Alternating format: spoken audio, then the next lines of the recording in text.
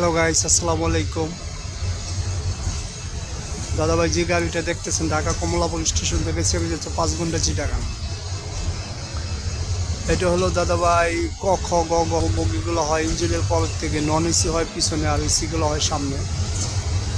Dhaka Kamalapur station থেকে 3 নম্বর platform থেকে ছেড়ে যাচ্ছে ডাইরেক্ট গাড়ি, যাকে বলা হয় সোনার বাংলা এক্সপ্রেস। ঢাকা কমলাপুর থেকে ছেড়ে যাচ্ছে চিটাগাংয়ের উদ্দেশ্যে।